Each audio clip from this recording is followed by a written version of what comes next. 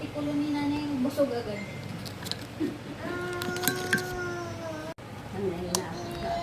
Sabagay si nanay. Hindi ka na kumakain. Dami na lang Nagdadahil ka. Lagay na yan. kaya ewan ko pakainin sa mami ko. Kainin. Sabi ng Brown rice na pa-entail. ay nandiyan yung brown rice. Bakit yun yan? Yun ang isahin mo. Kung ayaw mo yung pure na brown rice, Hindi ko pa nakainin. di ba, kalating takal, tapos kalating takal ng puti. Yung nga maganda yung brown rice. Halo-halo ko na lang. Pwede yun. Di ba meron din yung rice na corn?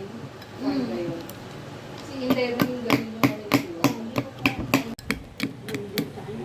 O yan. Ang kinakain Para pa yun rin ang namin. kinain Magkano mo. na yung ganun? Mahal yun naman ang brown rice.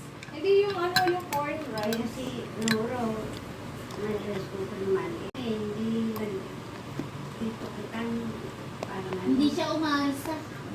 Yun lang. Ang matigas. Ang lugaw. Hindi siya umaasa ang brown rice. Talagang Matigas na yun. 60 pag hindi ko na hindi, ang pinakamababa, 50 na ang ngayon. Sa palengke na Wala kayo dito. Sumasarap yun sa akin. Mahal naman. Ako yung Kaya bilo kami na parang murad. sa matagas ang gagawin yung bilo kami. Ano ko, maliit na bigas. Parang bilo.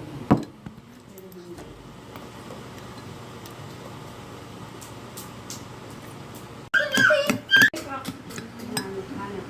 Ayun. Ano mo yung na? Kuya.